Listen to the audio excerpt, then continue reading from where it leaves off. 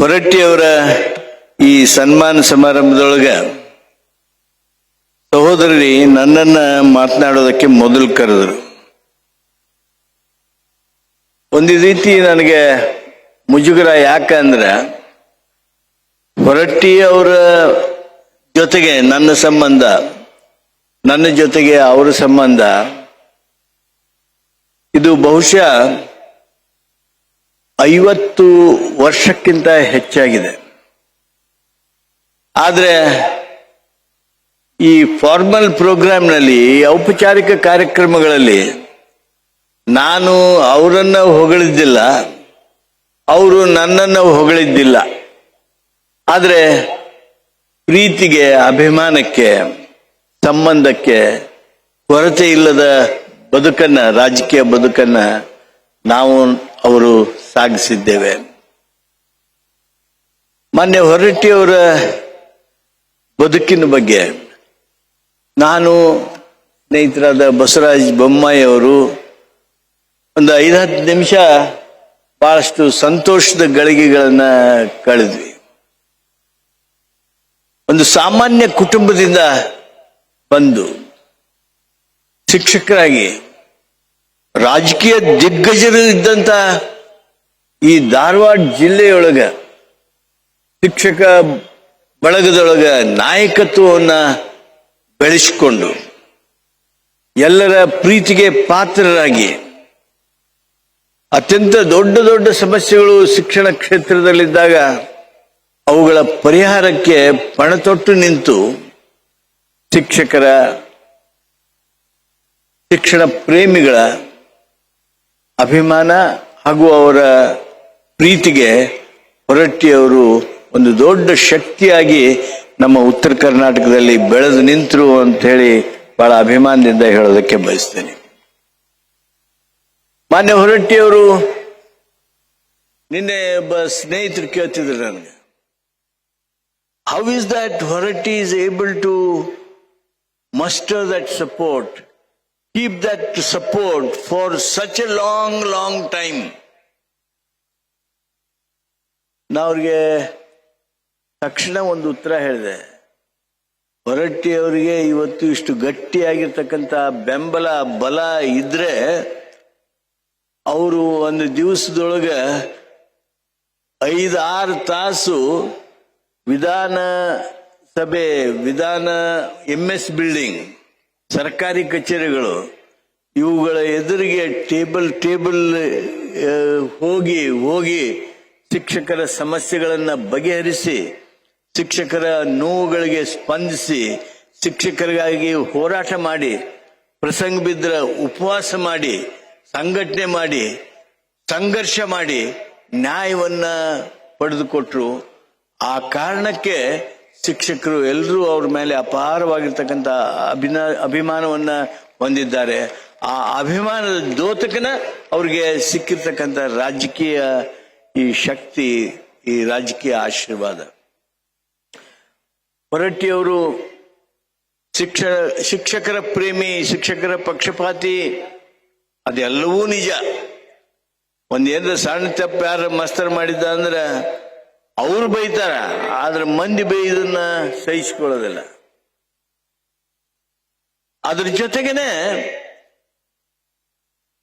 ಏನು ವಿದ್ಯಾರ್ಥಿಗಳಿದಾರ, ವಿದ್ಯಾರ್ಥಿಗಳ ಬಗ್ಗೆ ವಿಶೇಷವಾಗಿರ್ತಕ್ಕಂಥ ಪ್ರೀತಿ, ಮಮತೆ. ಅವ್ರಿಗೆ ಶಿಕ್ಷಣ ಮಂತ್ರಿಗಳಾಗಿ ಸೇವೆ ಮಾಡ್ತಕ್ಕಂಥ ಆ ಒಂದು ದೊಡ್ಡ ಅವಕಾಶ ಸಿಕ್ತು. ನಿಮ್ಗೆಲ್ಲರಿಗೂ ಹಂಡೆ ಹಾಲು ಕುಡಿದಷ್ಟು ಸಂತೋಷ ಆಯ್ತು. ಆದ್ರೆ ಅವರ ಶಿಕ್ಷಣ ಕ್ಷೇತ್ರದಲ್ಲಿ ಶಿಕ್ಷಣ ಮಂತ್ರಿಯಾಗಿ ಮಾಡಿದ್ದನ್ನ ನೋಡಿ ಪ್ರತಿಯೊಂದು ಹೆಜ್ಜೆಯೊಳಗ ಶಿಕ್ಷಣ ಕ್ಷೇತ್ರಕ್ಕೆ ಒಳಿತಾದದ್ದನ್ನೇ ಮಾಡಿದ್ರು. ಶಿಕ್ಷಕರ ಪಕ್ಷಪಾತಿಗಳಾಗ್ಲಿಲ್ಲ. ಅವರ ಕೇಂದ್ರ ಬಿಂದು ಮಂತ್ರಿ ಆದಾಗ ವಿದ್ಯಾರ್ಥಿಯಾಗಿದ್ದ. ಶಿಕ್ಷಣ ಕ್ಷೇತ್ರವನ್ನ ಬಹುದೊಡ್ಡ ಪ್ರಮಾಣದಲ್ಲಿ ಬದಲಾವಣೆ ಮಾಡೋದಕ್ಕೆ ಮಾನ್ಯ ಹೊರಟ್ಟಿಯವರು ಕಾರಣ ಆದ್ರು. ವರ್ಗಾವರ್ಗಿ ವಿಚಾರಗಳಲ್ಲಿ ಅವರು ಹೇಗೆ ಅವಾಗ ನಡೆದುಕೊಂಡ್ರು, ಎಂಥ ಕಾಲ. ಎಲ್ಲ ಒಂದು ಸಣ್ಣ ಕೆಲಸ ಮಾಡಿದ್ರೆ ಅಪವಾದ ಬರ್ಬೇಕು. ಒಂದೇನ್ರ ಹೆಚ್ಚು ಕಡಿಮೆ ಆಯ್ತು ಅಂದ್ರೆ 10 ಜನ ವಿವಿಧ ರೀತಿಯೊಳಗೆ ಆರೋಪ ಮಾಡ್ಬೇಕು. ವಿಧಾನ ಪರಿಷತ್ನೊಳಗೆ ಮಾಡ್ತಿದ್ರು, ವಿಧಾನಸಭೆಯೊಳಗೆ ಮಾಡ್ತಿದ್ರು, ಪತ್ರಿಕೆಯೊಳಗೆ ಮಾಡ್ತಿದ್ರು, ಇಂಟೆಲೆಕ್ಚುಯಲ್ ಫೋರಮ್ಸ್ಗಳೊಳಗೆ ಮಾಡ್ತಿದ್ರು. ಆದ್ರೆ ಒಂದು ಅಪವಾದ ಬರದ ಹಾಗೆ, ಆ ಅಪವಾದ ಬರಬಹುದಾಗಿರ್ತಕ್ಕಂಥ ಆ ವಿವೇಚನಾ ಪದ್ಧತಿಯನ್ನೇ ಬದಲಾಯಿಸಿ ಕಾನೂನುಗಳನ್ನ ಮಾಡಿ ವರ್ಗಾವರ್ಗಿಯಲ್ಲಿ ಶೋಷಣೆಯನ್ನ, ಶಿಕ್ಷಕರಿಗೆ ಆಗ್ತಕ್ಕಂಥ ಶೋಷಣೆಯನ್ನ ತಪ್ಪಿಸಿರ್ತಕ್ಕಂಥ ಒಬ್ಬ ಧೀಮಂತ ಶಿಕ್ಷಣ ಮಂತ್ರಿ ಯಾರಾದರೂ ಇದ್ರೆ ಅದು ಸನ್ಮಾನ್ಯ ಬಸವರಾಜ ಹೊರಟ್ಟಿ ಅವರು. ರಾಜಕೀಯ ಕ್ಷೇತ್ರದಲ್ಲಿ ಗಟ್ಟಿಯಾಗಿರ್ತಕ್ಕಂಥ ನಿಲುವನ್ನ ತೆಗೆದುಕೊಳ್ತಿದ್ರು. ನಾನು ಒಂದ್ ಮಾತು ಹೇಳಿದ್ರೆ ಅದು ಅಪ್ರಸ್ತುತ ಆಗ್ಲಿಕ್ಕಿಲ್ಲ. ಭಾವಾತ್ಮಕ ವ್ಯಕ್ತಿ. ಕೆಲವು ಸಂದರ್ಭದಲ್ಲಿ ರಾಜಕೀಯ ನಿಲುವು ತೆಗೆದುಕೊಳ್ಳುವಾಗ ಹಿಂದೆ ಮುಂದೆ ನೋಡ್ಲಿಲ್ಲ, ಯಾರಿಗೂ ಅಂಜಲಿಲ್ಲ. ನಾನು ಅವರು ಹಲವಾರು ಚುನಾವಣೆಗಳನ್ನು ಮಾಡಿದ್ವಿ. ನಮ್ಮ ವಿರುದ್ಧ ಅವ್ರು ಮಾಡಿದ್ರು, ಅವ್ರ ವಿರುದ್ಧ ನಾವು ಮಾಡಿದ್ವಿ.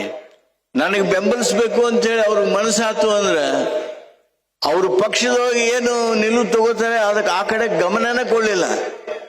ನಾನೇ ಇಲ್ಲಿ ಸಾಕ್ಷಿ. ಅವರು ನನ್ನ ಚುನಾವಣೆ ಇನ್ನೂ 2 ತಿಂಗಳಿತ್ತು. ಗದಗದಲ್ಲಿ ಬಂದು, ನನಗೆ ಗೊತ್ತೂ ಇರಲಿಲ್ಲ ಅವ್ರು ಬಂದಿದ್ದು.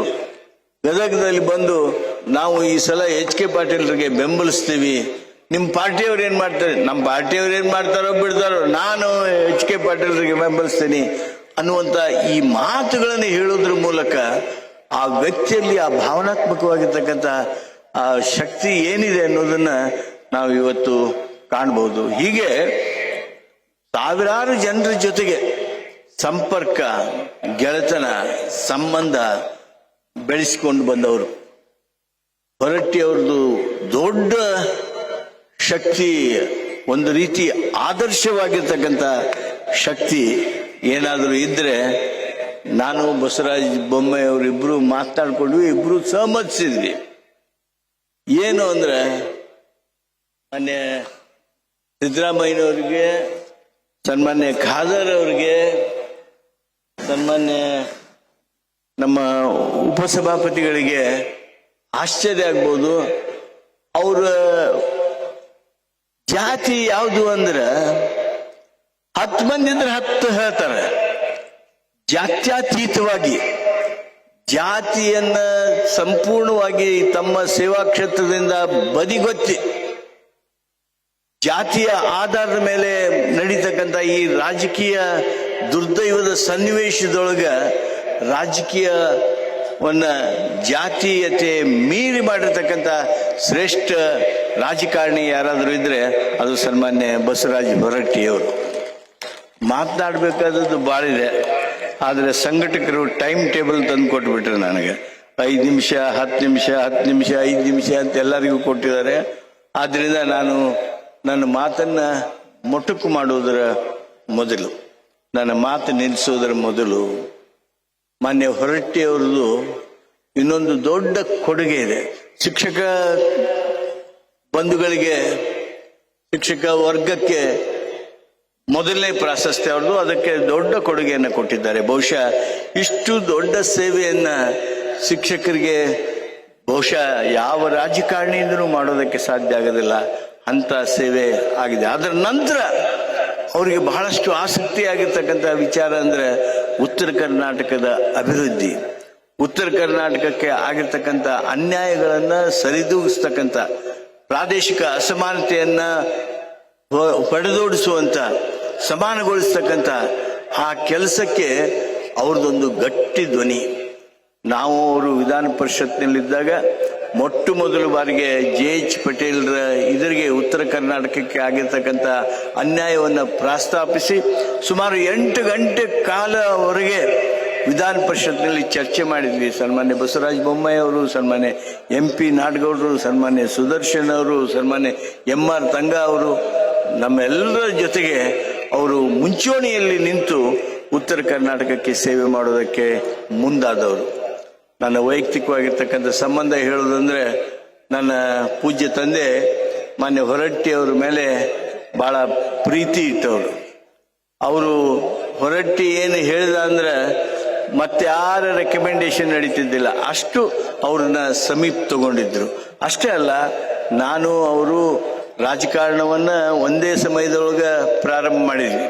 1980ರಲ್ಲಿ ಅವರು ವಿಧಾನ ಪರಿಷತ್ಗೆ ಆಯ್ಕೆ ಆದರೆ ನಾನು 84ರಲ್ಲಿ ಆಯ್ಕೆ ಆದೆ. ಆದರೆ 1980ರ ಆ ಶಿಕ್ಷಕರ ಹೋರಾಟದೊಳಗೆ ನಾವು ಅವರು ಜೊತೆಯಾಗಿದ್ದವರು. ವಿಶಾಲ ಕರ್ನಾಟಕದ ಮೂಲಕ ತಮ್ಮದೇ ಆಗಿರ್ತಕ್ಕಂಥ ವ್ಯಕ್ತಿತ್ವ ರೂಪ ಮಾಡೋದಕ್ಕೆ ಒಂದು ದೊಡ್ಡ ಶಕ್ತಿಯಾಗಿ ಇವತ್ತು ಬೆಳೆದಿದ್ದಾರೆ. ಅವರಿಗೆ ಅಭಿನಂದನೆ ಮಾಡ್ತಕ್ಕಂಥ ನೀವು ನಿಜವಾಗಿಯೂ ಧನ್ಯವಾದದ ಕೆಲಸ. ನಾನು ಒಂದು ಮಾತು ಹೇಳಬೇಕಾಕೈತಿ. ಈಗ ರಾಜಕಾರಣದೊಳಗೆ 2 ವರ್ಷ ಆಗಿರ್ತೈತಿ, 3 ವರ್ಷ ಆಗಿರ್ತೈತಿ, 1 ಟರ್ಮ್ ಆಗಿರ್ತೈತಿ, ಹೆಂಗ ಆಗ್ಬಿಟ್ಟಿರ್ತಾರ ನೋಡ್ತೀರಿ ನೀವು. ಅವ್ರ 10 ಕಾರ್ ಯಾವುದು, 10 ವಿಮಾನ ಯಾವುದು, ಅವ್ರ ಮನಿ ಯಾವುದು, ಆಸ್ತಿ ಏನು ಎಲ್ಲ ನೋಡ್ತಿರಲ್ಲ. 50 ವರ್ಷ ಸಮೀಪ ಆಯ್ತು ರಾಜಕಾರಣಕ್ಕೆ ಬಂದು. ಎಲ್ಲ ರೀತಿಯ ಅಧಿಕಾರಿಗಳನ್ನ ಅನುಭವಿಸಿದ್ದಾರೆ. ಬಹುಶಃ ಮಾನ್ಯ ಸಿದ್ದರಾಮಯ್ಯನವರು 4ನೇ ಮುಖ್ಯಮಂತ್ರಿ.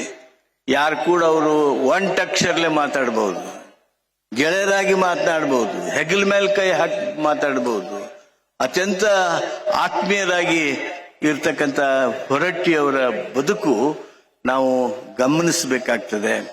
ಇಂಥ ಒಬ್ಬ ಪ್ರಾಮಾಣಿಕ ಶಿಕ್ಷಕರ ಒಬ್ಬ ಸೇವಕ, ಉತ್ತರ ಕರ್ನಾಟಕದ ಅಭಿಮಾನಿ, ಜನರ ಬಗ್ಗೆ, ಬಡವರ ಬಗ್ಗೆ ಕಳಕಳಿ ಕಕ್ಕಲಾತಿ ಹೊಂದಿರತಕ್ಕಂಥ ಈ ನಾಯಕನ ಅಭಿನಂದನಾ ಸಮಾರಂಭ ತಾವೇನು ಸಂಘಟಕರು ಮಾಡಿದ್ದೀರಿ, ನಿಮ್ಮೆಲ್ಲರಿಗೆ ಅಭಿನಂದನೆಗಳನ್ನ ಧನ್ಯವಾದಗಳನ್ನ ಹೇಳ್ತಾ, ಹೊರಟ್ಟಿ ಅವರಿಗೆ ಇನ್ನೂ ನೀವು ಹುಡುಗರಿದ್ದಂಗ ಇದ್ದೀರಿ. ಬಸವರಾಜ ಬೊಮ್ಮಾಯಿ ಅವರು ಹೇಳ್ತಿದ್ರು, ಹೆಂಗ್ ಕಾಣ್ತಾರೆ ನೋಡಿ ಹೊರಟ್ಟಿ ಅವರು ಅಂತೇಳಿ. ಅದಕ್ಕೆ ನೀವು ಮುದುಕರು ಅಂತ ಕಾಣುವವರಿಗೆ ರಾಜಕೀಯದಿಂದ, ಸೇವಾ ಕ್ಷೇತ್ರದಿಂದ ಎಲ್ಲೂ ಸ್ವಲ್ಪ ದೂರ ಸರಿ ಕೂಡುದು. ಇವತ್ತು ಸೇರಿರ್ತಕ್ಕಂಥ ಈ ಎಲ್ಲ ಇಂಟೆಲೆಕ್ಚುಯಲ್ ಫ್ರೆಂಡ್ಸ್ ಏನಿದಾರ, ಇವರೇ ಇದಕ್ಕೆ ನಿಮಗೆ ಬೆಂಬಲಿಸುವವರು ಅನ್ನೋದನ್ನ ಹೇಳ್ತಾ ತಮ್ಮೆಲ್ಲರಿಗೂ ವಂದಿಸಿ ನನ್ನ ಮಾತು. ನ್ಯೂಸ್ ಫಸ್ಟ್, ನಿರ್ಭೀತಿಯಿಂದ ನಿಮ್ಮ ಪರವಾಗಿ.